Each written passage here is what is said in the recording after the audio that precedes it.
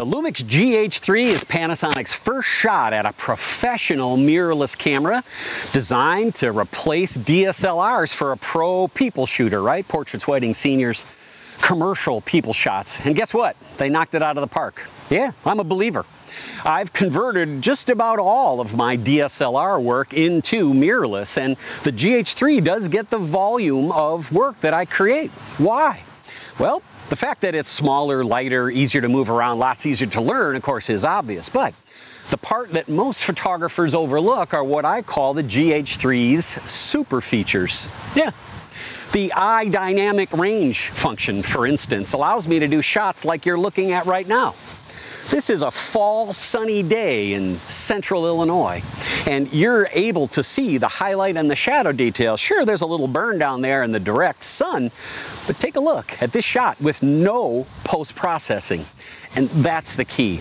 We want to be able to find a way to set up our camera so that we can reduce or eliminate post-processing, particularly when it comes to video, right? I don't know about you, but I'm rather picky about my video quality, and I don't want to spend hours in post with any sort of repairs or grading. So I rely on the Super Features for the GH3 to get me through the job. And in fact, we've got multiple GH3s that we shoot lots of projects on.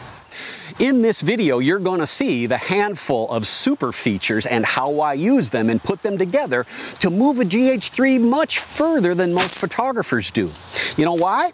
I was incredibly fortunate enough to be one of the photographers that helped Panasonic test that GH3, and I did have a little bit of input. I don't think I had a whole lot, to be honest with you, but I've been using it and using it professionally under all kinds of different circumstances, more than maybe anybody else.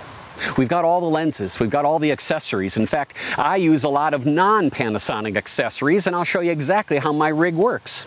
Which super features are we going to touch on in this video? Well, of course we're going to go to iDynamic and iResolution because those are really important things that we need to work on.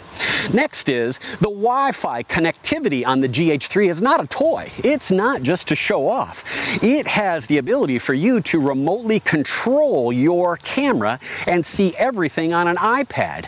It works phenomenally. It allows a photographer to set up two cameras, one photographer, and get beautiful results every time.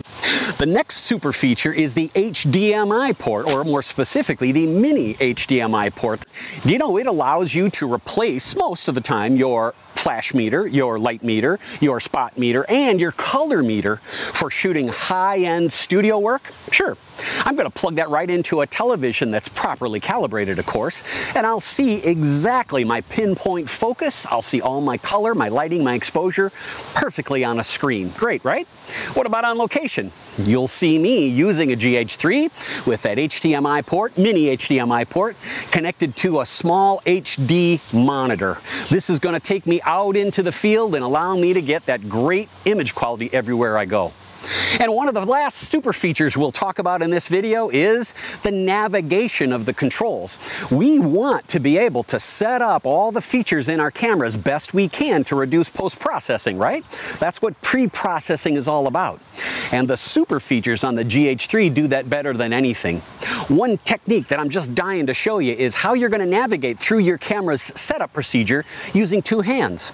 Because of the terrific touchscreen on the back of the GH3, you're going to be able to use your left thumb to navigate and select features on the screen, while your right hand is able to adjust the knobs and dials. That is huge, and it's one of the reasons why I think the GH3 could be the best hybrid photographer's camera you can buy.